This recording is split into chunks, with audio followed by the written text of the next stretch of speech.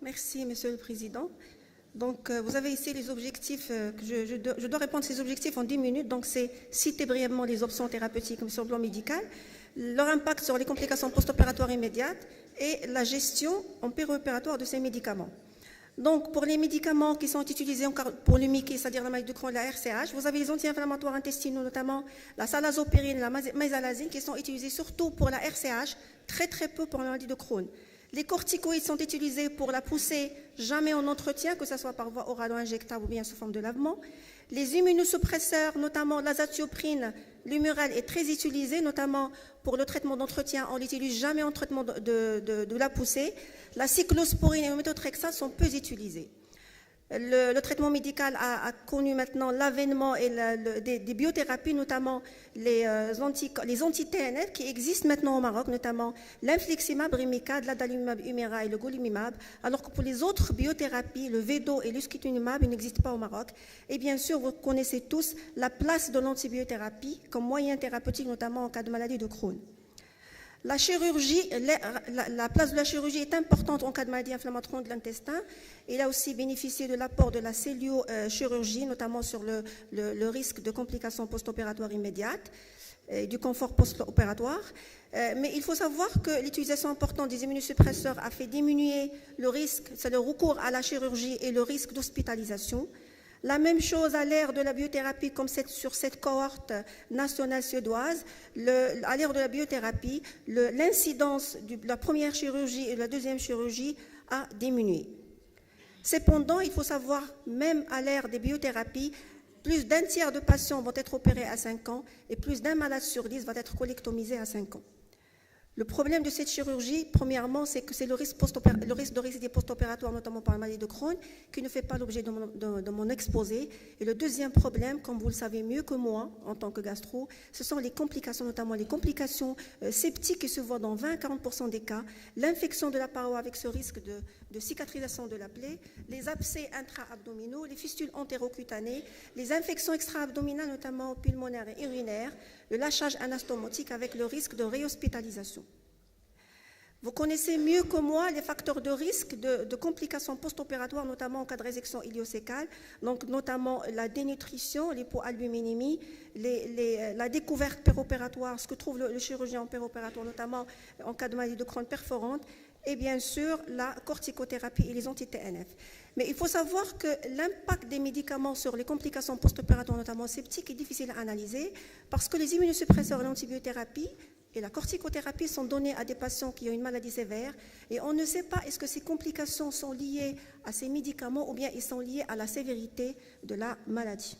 Alors si on commence par les salicylés, la salazopérine et la mésalazine, retenez qu'il n'y a pas d'association, il n'y a pas de risque significatif concernant la morbidité post-opératoire et donc c'est-à-dire on peut ne pas les arrêter, sauf peut-être que c'est des patients qui ont une petite insuffisance rénale. Pour ce qui est de la corticothérapie, ça vous le savez tous, la corticothérapie en péropératoire augmente de façon importante et significative la morbidité globale, la morbidité septique, surtout lorsqu'elle est utilisée en long cours, notamment au bout de plus de 3 mois, surtout lorsqu'elle est utilisée le dernier mois. Sachez aussi que les complications métaboliques secondaires à la cortico en long cours, le diabète et l'insuffisance rénale, favorisent encore plus la mauvaise cicatrisation de la plaie et la sensibilité accrue aux infections. Et il faut savoir aussi que la corticothérapie au long cours favorise l'apparition des fistules anastomotiques. Donc, comment gérer cette corticothérapie? Il faut savoir qu'en principe, il faut essayer toujours d'arrêter cette corticothérapie au moins 30 jours avant la chirurgie, si c'est possible. Si ce n'est pas possible, il faut donc maintenir une dose minimale nécessaire à la rémission clinique et essayer d'introduire rapidement d'autres moyens thérapeutiques, notamment la biothérapie. N'oubliez pas de l'équilibre glycémique en péropératoire parce que l'hyperglycémie provoquée par l'hyperglycémie provoquée par cette corticothérapie peut aussi aggraver les complications post-opératoires sur le plan des fausses cicatrisations de la paroi et l'infection. Et bien sûr, les anesthésistes sont au courant, il ne faut pas oublier la dose de stress que l'anesthésiste doit donner, les corticoïdes chez des patients qui sont très corticothérapiés pour éviter ce stress chirurgical secondaire à la cortico post-opératoire et qui peut aggraver le pronostic chirurgical après la chirurgie. Pour ce qui est des thiopurines, c'est-à-dire les immunosuppresseurs, le plus utilisé bien sûr c'est l'Humurel, sachez que les résultats sont discordants concernant l'impact sur la chirurgie. Si le risque est significatif pour maladie de Crohn concernant les complications intra-abdominales, ce n'est pas significatif pour la chirurgie, l'anastomose ilio-anale avec réservoir pour ce qui est de la RCH. Ça a été confirmé par l'étude G-Tide chirurgicale. C'était une étude prospective qui a évolué les complications post-opératoires après résection héliocécale. Et donc, au total, les thiopurines ne constituent qu'un facteur de risque, c'est-à-dire l'impact est moins évident pour les thiopurines, et donc on peut ne pas les arrêter systématiquement. Cependant, certains préconisent l'arrêt un jour avant et le reprendre 3 jours après pour des considérations physiologiques. Les anti-TNF qui sont, comme je vous ai dit, qui ont amélioré l'histoire naturelle des MICI, notamment de maladie de Crohn. Les anti-inflammatoires qu'on a, c'est l'infliximab, l'adalimumab et le golimumab, ça existe au Maroc. Alors, le résultat concernant leur impact sur les complications post-opératoires, ils sont discordants, notamment concernant les études rétrospectives.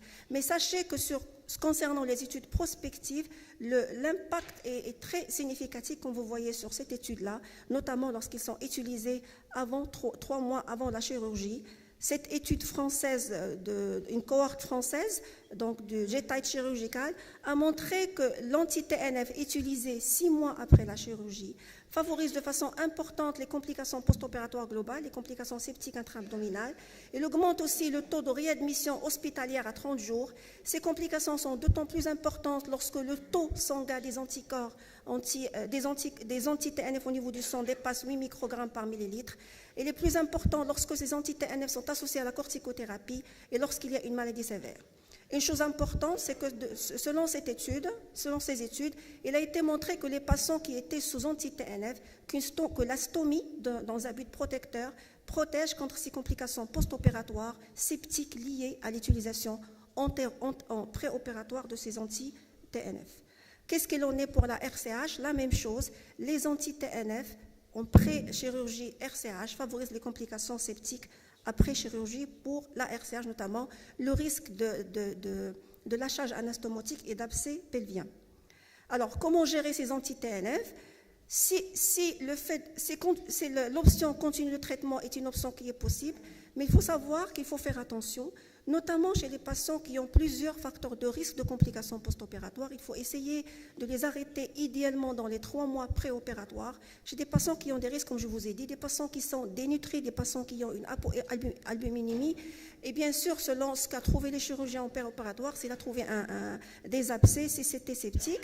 Et donc, il faut tenir compte de ça pour arrêter les anti-TNF. Si on ne peut pas les arrêter, il faut donc privilégier la stomie, retaper le patient sur le plan nutritionnel, sur le plan métabolique. Qu'est-ce qu'il en est pour les autres biothérapies, le Vedo et l'ustekinumab? Sachez que le Vedo est plus iatrogène par rapport aux anti-TNF concernant les complications post-opératoires septiques pour les MICI, alors que pour l'ustekinumab, il n'y a pas de risque post-opératoire. Cependant, on ne peut pas décider de l'arrêt ou non de ces nouvelles biothérapies avant la chirurgie pour MICI. Et puis enfin, il faut savoir que pour limiter les risques de la morbidité chirurgicale liée au traitement de la maladie de Crohn, il n'y a pas que réduire ou arrêter ces médicaments, il y a d'autres options qui sont importantes. Premièrement, il faut toujours penser à optimiser l'état nutritionnel du patient. Ça diminue, comme vous le savez, ça diminue le risque de résection étendue et des complications post-opératoires. Privilégier la nutrition entérale par rapport à la nutrition parentérale, donner de l'albumine et privilégier aussi la voie orale par des complexes nutritifs par voie orale. Autre mesure aussi pour diminuer ces risques, le risque de complications liées à ces médicaments, c'est d'essayer de traiter en préopératoire les collections, notamment par le drainage percutané radiologique et par l'utilisation de l'antibiothérapie. Et la 4e mesure, c'est bien sûr de privilégier l'astomie lorsque le malade lorsqu'il est opéré, alors qu'il est sous traitement qui est pourvoyeur de complications septiques post-opératoires. Privilégier l'astomie, soit l'astomie de protection ou les doubles stomies, ça permet aussi la bonne cicatrisation et la diminution de risque des complications septiques post-opératoires. Donc, quels sont les messages?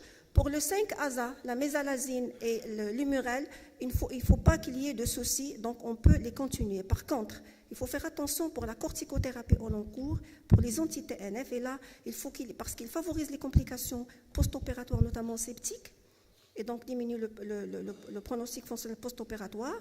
Pour cela, il faut qu'il y ait une réconciliation multidisciplinaire entre chirurgiens, entre gastro, éventuellement entre réanimateurs, pour décider de l'arrêt ou non de ces médicaments, pour optimiser le statut nutritionnel en péropératoire, pour traiter tout ce qui est manifestation infectieuse en pré-thérapeutique, et bien sûr pour décider de cette stomie temporaire s'il existe plusieurs facteurs de risque de complications post-opératoires liés au traitement médical. Et je vous remercie.